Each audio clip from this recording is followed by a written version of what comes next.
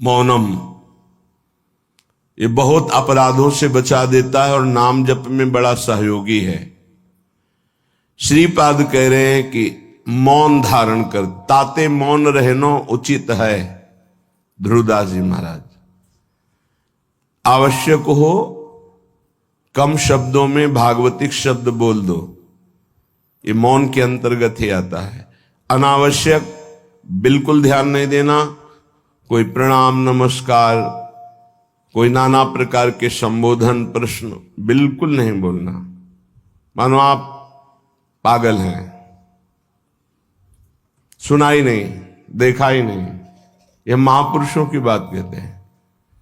पास समीप बैठे हुए प्रश्न कर रहे हैं, वो दूसरी दिशा को देख रहे हैं, गंभीर मुद्रा है, बोलते रहो।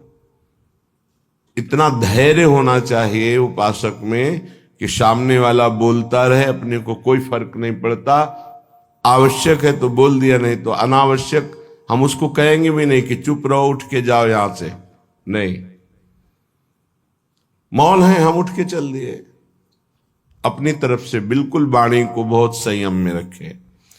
दूसरी बात कह रहे हैं कि समस्त व्यवहार को जो शिथिल कर देता है, ये व्यवहार ही तो फंसाए हुए है संसार को। लोक धर्म, त्यज लोक धर्मान, अगर भगवत प्राप्ति करनी है तो धर्मम भजस्व सततम त्यज लोक धर्मान। लोक धर्म का त्याग अत्यंत अनिवार्य है। विरति बहुकर्मा निरत निरंतर सज्जन धर्मा। छठदम शील विरत बहुकर, ये भक्ति का लक्षण है। छठदम शील विरत बहुकर्मा निरत निरंतर सज्जन धर्मा। उन धर्मों का आचरण करते हैं जो साधुजनों के द्वारा आज्ञा दी गई, विधान किया गया है। शास्त्र जिसे विधि कहते हैं, भगवत प्राप्ति के लिए। विरत बहुकर्मा, वो निरर्थक व्यर्थ प्रापंचिक पापात्मक कर्मों का पूर्ण रूप से त्याग और ऐसे व्यवहारिक कर्मों का भी त्याग जिनमें उलझ करके भगवत चिंतन छूट जाता है। क्या मिलेगा अगर ऐसी स्थिति कर ली जाए? मौन, निरंतर नाम जप, व्यवहार को शिथिल कर दिया गया तो बोले सदा जागृत प्राया क्षण मुदित तंद्रोति मधुरम। जो प्रायः प्रार्थना करते रहते हैं कि कभी 2-4 मिनट के लिए ऐसी स्थिति आई कि जागृत में शरीर शुद्धि भूल गई। एकमात्र आराध्य देव निकस कुंज ठाढ़े भय भुजा परस्परंश।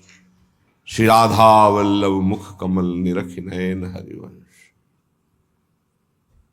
नेत्र मुद्रित हैं, अवस्था जागृत है और भाव देह में ऐसी गाढ़ अवस्था है कि स्थूल का चिंतन ही खत्म हो चुका। ये अवस्था है वृंदावन प्रेम की। सदा जागृत प्राया पर क्षण मुदित तंद्रोति मधुरम। जैसे तंद्रा में, ऐसी स्थिति पर बिल्कुल जागृत, नेत्र मुद्रित हैं, मुंदे हुए हैं, तंद्रा जैसी।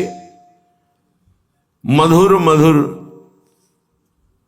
मधुरम तदा लोके वृंदावन भुवि निज प्राण मिथुनम।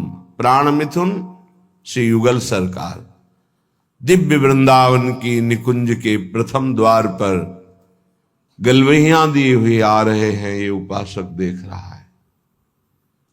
ये लिखा हुआ केवल नहीं है, यदि आप सही चलोगे तो वो झलकने लगेंगे आपके नेत्रों में, वो छा जाएंगे। क्या देखता है उपासक? अकस्मादेकस्मान नवललित कुंजाद बत बहिर भवत स्मित्वा नव्यम तरुण मिथुनम लौकिकमिव।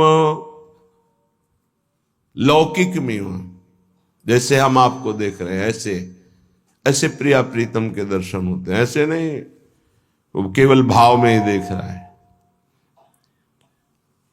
गतो दूरम दृष्ट्वा पुनरथ निवृत्य स्वदैतौ विलोक्स्याम वृंदावन भुवि महाप्रेम विकलः।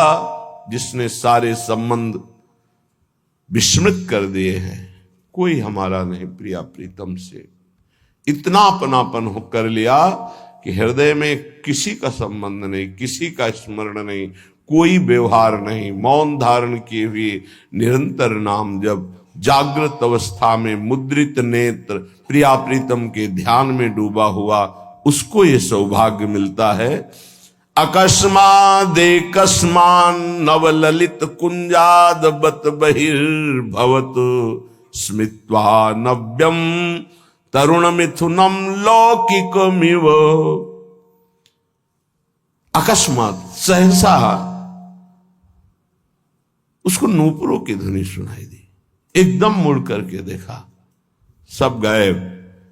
अद्भुत निकुंज, उस निकुंज में मंद मंद मुस्कुराते हुए स्मित्वा नव्य तरुणम, तरुण अवस्था में प्रथम भूमिका, तारुण्य प्रथम प्रवेश समय यस्या महामाधुरी, 13-14 वर्ष की अवस्था का स्वरूप, नव किशोरी, नव किशोर, लौकिक में हो, ऐसे जैसे हम आपको देख रहे हैं, आप हमें देख रहे हैं, ऐसे दर्शन होता है। अहो भाग, ये धाम ऐसी कृपा करता है। इसमें कोई साधन प्रधान नहीं भाव रहता। धाम कृपालु है, पर उस कृपा का अवगाहन करने के लिए तन्मयता चाहिए, आराध्य देव की तन्मयता चाहिए, तभी मौनम, व्यवहार शिथिल, निर्मम, किसी से कोई ममता नहीं। ये जब निकले हो तो वस्तु प्राप्त करो, इधर उधर नहीं।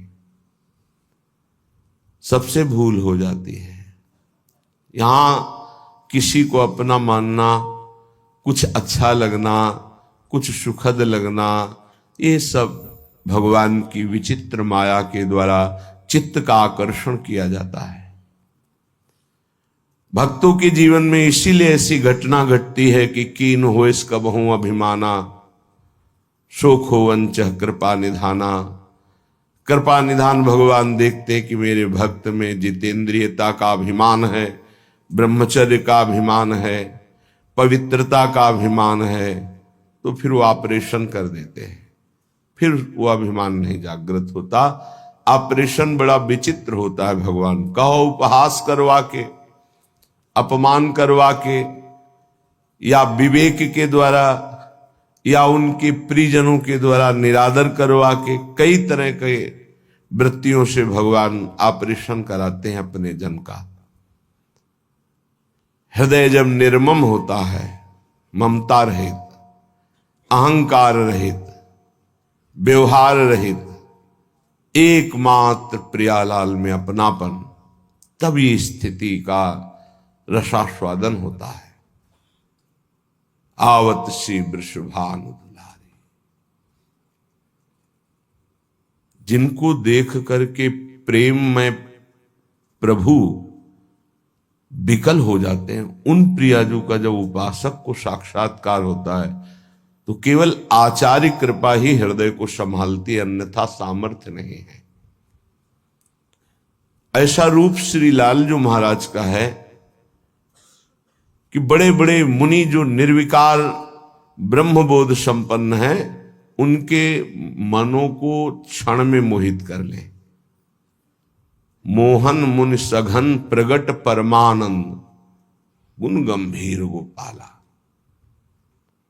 ये मोहन मदन त्रिभंगी, मोहन मुनि मन रंगी, मुनियों के मन में अपने प्रेम रंग को रंग दिया। ऐसा रूप सुखदेव मुनि, बड़े बड़े महात्मा जो ब्रह्मबोध त्यागी, वैरागी, जहां कहीं भी शब्द स्पर्श रूप रस गंध का लेस भी आकर्षण नहीं, उनको आकर्षित करके बलात् अपने रूप का प्रेमी बना लिया। ऐसे रूप सौंदर्य समुद्र प्रभु अनशन पर भुज दिए बिलोकत इंदु बदन बिबियोर, करत पान रस मत परस्पर, पर लोचन त्रसित चकोर। फिर भी नेत्र प्यासे हैं। ऐसे युगल सरकार को जब उपासक देखता है तो उसकी क्या दशा होती होगी। मछली की तरह आनंद में तड़पता है वृंदावन की भूमि में लौटता हुआ। जैसे मछली विकल होती जल के लिए, ऐसे आनंद विकलता में तड़पता है। श्रीपाद कह रहे, मंद मंद मुस्कुराते हुए नूपुर धुनी हुई देखा नवनिवृत्त निकुंज, और नवनिवृत्त निकुंज की वीथी से गलवहियां दिए हुए मुस्कुराते हुए आ रहे हैं। लौकिक में वो देख रहा है, कोई ध्यान में नहीं, खुली आंख में। और गतो दूरम दृष्टवा, समीप से ही ऐसे दूर जा रहे हैं। फिर कृपा करी पुनरथ निवृत्त स्वदैतौ, वो पुनः गलवहियां दिए हुए दूसरी वीथी से फिर सामने आ रहे हैं। अपने प्रीतम युगल किशोर का ऐसा कृपा प्रसाद दर्शन पाकर विकल हो गया और भूमि पर विलोक्या श्याम वृंदावन भूमि, महाप्रेम विकला, गिर गया भूमि पर, प्रेम विकल हो गया। समीप युगल सरकार आए और दुलार करके उठा रहे हैं। श्रीपाद कह रहे, ऐसा मेरे जीवन में कब होगा। पुनरथ, पुनः मुझे ऐसा कब अवलोकन होगा। जैसे श्रीमद राधा सुधा निधि में बार बार मांगा गया कि मुझे ये सेवा मिले, मुझे ये दर्शन मिले, मैं ऐसा देख पाऊं पुनः। ऐसे श्रीपाद यहां कह रहे हैं कि ऐसा दर्शन कब मैं प्राप्त कर पाऊंगा पुनः। जो हमारे साथ घटना घटी कि अकस्मात नूपुर ध्वनि हुई, उधर देखा नवनिवृत्त निकुंज, और सुंदर वीथी से युगल सरकार मुस्कुराते हुए परस्पर वार्ता करते हुए आ रहे, और समीप से दूर गए, फिर दूसरी वीथी से आ रहे। उनको ऐसे देखकर प्रेम विकल होकर के वृंदावन की भूमि में मूर्छित हो गया।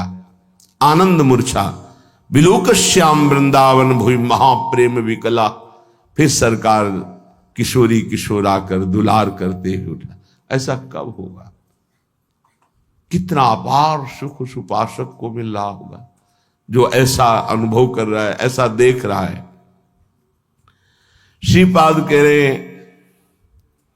कदा वा स्वच्छंदम दिन रजनी वृंदावन वने, चरण ने कहा स्वस्त्यद्भुत नव निकुंज अयालिशु विशन। अकस्मात् देवा लौकिक मधुर कैशोर शुभया, इतो ना त्वं याया इति मृदुगिरा वारयति माम। श्री वृंदावन में रात दिन व्यतीत करते हुए प्रियालाल को पुकार पुकार कर, प्रेमियों की कुछ अलग रहनी होती। बिरह कमंडल कर लिए बैरागी दूने, मांगत दर्श मधु करी, छके रहत दिन रैन। रात दिन एक ही मांग रहती है, कब मिलोगे। तो क्या मिले नहीं? नहीं, रात दिन मिलने पर भी मिलने की चाह बनी हुई। ये कौन सी पहेली है। तन मन के बिछुरे नहीं, मन में भी वही और तन भी उनके समीप, पर चाह बढ़े दिन रैन। रात दिन पुनः मिलने की चाह, हर समय मिले हुए रहने पर भी मिलने की चाह। कबहु संजोग न मानही, देखें भरी भरी नैन। कभी ऐसा लगा ही नहीं क्यों मिले हैं। प्यारी जू जब जब देखो तेरो मुख, तब तब नयो नयो लागत। ऐसो भ्रम होत देखो न कबहू री। मानो कभी देखा ही नहीं, कभी मिले ही नहीं। अरबरात मिलवे को निश दिन, पर मिले ही रहते निश दिन। मनो कबहू मिले ना, ये प्रेम है। रात दिन वृंदावन में तड़प रहा है प्रिया प्रीतम के लिए। बलिहारी उसके जीवन को, ये तड़पन उसी को आती है जो रसिकों की आज्ञा के अनुसार समस्त संबंधों को शिथिल कर देता है। कहीं किसी से कोई भी अपनापन ना रहे, केवल प्रिया जो से ये जन्म इसीलिए मिला है, मान जाओ, कोई तुम्हारा नहीं। पीछे जन्म में कौन कौन तुम्हारा था, पति पुत्र पत्नी परिवार सब भूल गए ना। अभी इसी जन्म को देखो, गर्भ में तुम्हें कितना कष्ट मिला था। अभी 20 30 40 वर्ष पहले की बात है कि हम 9 महीने नरक जैसे भयावने दुखद गर्भ में रहे मां के, जहां पास में ही मलाशय मूत्राश्रय है, वहीं गर्भाशय है, उसी गर्भाशय में रहे। देखो माया कितना भुलावा कर देती है। तुम्हें याद है कि गर्भ में तुम्हें कैसी परिस्थिति में रखा गया था? तुम्हें याद है कि बाल्यावस्था कैसी कष्टप्रद थी? सब भूलते चले जा रहे हो। ऐसे ही पूर्व जन्म के सब रिश्ते नाते, पुत्र पत्नी परिवार सबको भूल गए। नया परिवार, ऐसे अगला जन्म फिर होगा। ये कब तक नई पढ़ाई, नया बैंक बैलेंस, नए संबंध कब तक बनाते रहेंगे? पुराने छूटते जा रहे, नए बनाते चले जा रहे और बढ़ते चले जा रहे हैं भूल भुलैया की तरफ, माया के भ्रम की तरफ। इतनी प्रियता कर ली है, मेरा पुत्र, मेरी पुत्री, मेरा पत्नी, मेरा परिवार, और ये सब नियत समय के लिए आए हुए जीवात्मा हैं, अपने कर्म का भोग आपके संग से। अब वो जहां गए तो तुम विकल हो गए, भगवान ने अनर्थ कर दिया, मेरा पुत्र छीन लिया। तुम्हारा कब था? क्या तुम परिचय जानते हो? कहां से आया था? कौन था? कहां गया? तुम्हें कुछ पता है? केवल बीच में मिल गया, मेरा मान लिया। बिना भजन के, बिना ज्ञान के बात तुम्हें कैसे समझ में आएगी? और जिस दिन समझ में आ गई तो प्रभु के सिवा और कोई समझ नहीं रह जाएगी। एक ही बात रहे, कैसे मिले प्रभु, कैसे मिले? रात दिन जो विकलता होती है, कौन जाने? या तो वो जाने जिसके सिर बीत रहे हो, या भगवान जानते हैं, दूसरा कोई नहीं जान सकता। अंतर दाव लगी रहे, धुआं न प्रगटे कोई, कह जाने दिल आपनो या जा सिर बीती होए। जिसके हृदय में प्रीति अपना प्रभाव दिखा रही, वो जान रहा है या भगवान जानते? दूसरा कोई जान ही नहीं सकता उसकी स्थिति को। जो निर्मम है, निरहंकार है, निरंतर भगवत चिंतन परायण है, उसके हृदय में प्रेम विकलता जागृत होती है। श्रीपाद कह रहे हैं, कदावा स्वच्छंदम दिन रजनी वृंदावन बने। स्वच्छंद का तात्पर्य होता कोई भी पारिवारिक सांसारिक आकर्षण रहित, कोई भी आकर्षण नहीं, अपरिचित की तरह। वृंदावन ऐसे रहे मनो चिन्हारो नाय। समझाओ तो समझ नहीं आता, लगता है कि ये हमारे प्रेमी जनों को छुड़ा रहे हैं। नहीं, तुम्हारे प्रेमी जन से मिला रहे हैं तुम्हें। ये तुम्हारे प्रेमी जन नहीं है, ये मायाकृत ढांचे तुम्हारे प्रेमी नहीं हैं। ये ढह जाएंगे काल के द्वारा, आज नहीं तो कल। प्रेमी है प्रियालाल, ये असली प्रेमी है। इन्हीं से अनंत जन्मों से बिछुड़ते हुए हम भटक रहे, अब अवसर आया है मिलने का। बहुत कृपालु है, प्रतिपल कृपा करके संभाल रहे हैं, बचा रहे हैं, अपनी तरफ घसीट रहे। पर हमारी दुष्टता की हद है, उनकी कृपालुता की हद है। तो ही मोहि पड़ी होड़, मूसो न बिगाड़न को, तुम सो न संवारन को। वो बार बार संभाल रहे, संभाल रहे, हम बार बार बिगाड़ रहे हैं, फिर भी उनको गुस्सा नहीं आ रहा, फिर भी वो कृपा ही हम पर कर रहे हैं। सच्ची मानिए, हम अगर कुछ कर सकते हैं तो अपना बिगाड़ सकते हैं, बस यही कर सकते हैं। अगर कुछ बन रहा है तो केवल प्रभु कृपा से बन रहा है। आप समझ नहीं सकते, माया की ऐसी चाल है, नहीं समझ सकते। कुछ बन पा रहा है तो प्रभु की कृपा से। हमसे जो बन पा रहा है वो बिगाड़ ही हो रहा है, भगवत प्राप्ति के विरुद्ध ही हम जा रहे हैं। अगर कहीं कदम भगवत प्राप्ति की तरफ चल रहे हैं तो केवल भगवत कृपा वही संभाल रहे हैं। देख लो आप इसी जन्म के रजिस्टर को अपने हृदय में देख लो, जितना आपको ज्ञान है उसी से आप अपना निर्णय कर लो कि अगर आपको हर चेष्टा का दंड मिले जो आपने किया तो कितने जन्म आप भोगोगे। क्योंकि एक गलती का आजीवन कारागार में वास मिलता है भारतीय संविधान के अनुसार, तो भागवतिक संविधान के अनुसार जो तुम्हारे पाप खुले नहीं, बहुत से बड़े बड़े भयानक पाप कर डाले हैं, भ्रूण हत्या, गर्भ हत्या, व्यभिचार, नाना प्रकार की कितनी कपट भरी चेष्टाएं, धन कमाने के लिए कैसे कैसे छल कपट किए, सोचो उनका सबका हिसाब यदि तो कितने जन्म हमें भोगने पड़ेंगे। एक जन्म में नहीं भोग सकते। एक जन्म के लिए तो एक केवल अपराध है जो तुम्हें आजीवन कारागार में बंद करा देगा, जो तुम्हें एक जीवन को नष्ट करके फांसी में चढ़ा दिया जाएगा, एक अपराध का फल।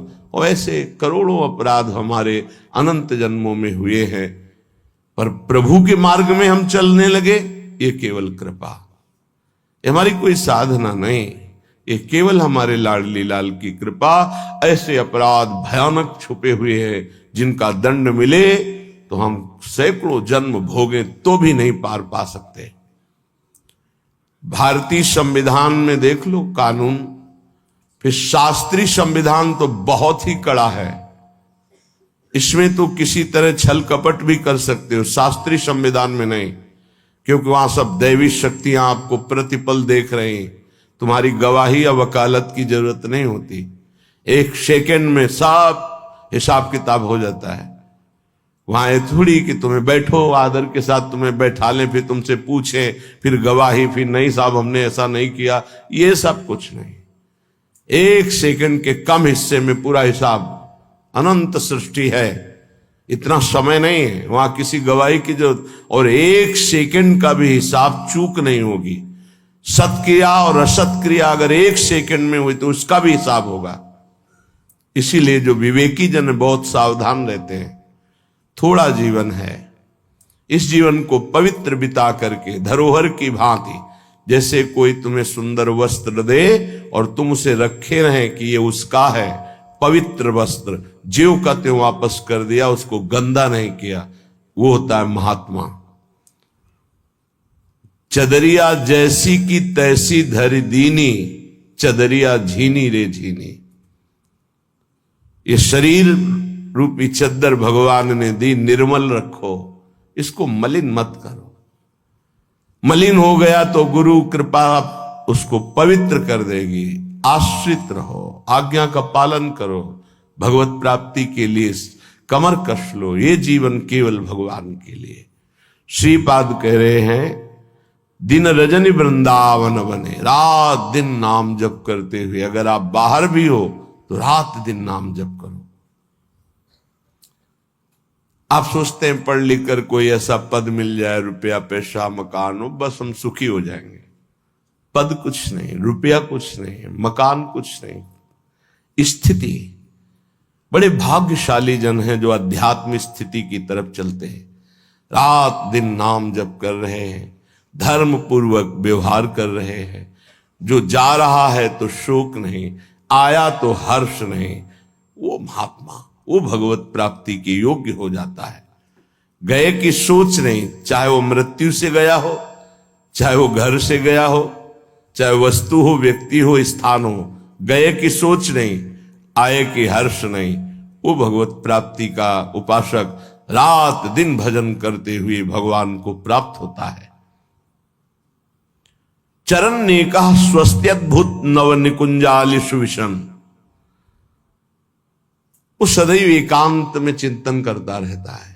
एकाकी, एकांत का शब्द आते ही कोई कमरा, कोई गुफा ऐसा सोचने लगते हैं, उसे एकांत नहीं कहते, तो बाय है एक एकांत स्थान को लेकर के बात। एकाकी विचरण करने का मतलब अंदर केवल परमात्म चिंतन, केवल भगवत चिंतन, वो एकांत ही है।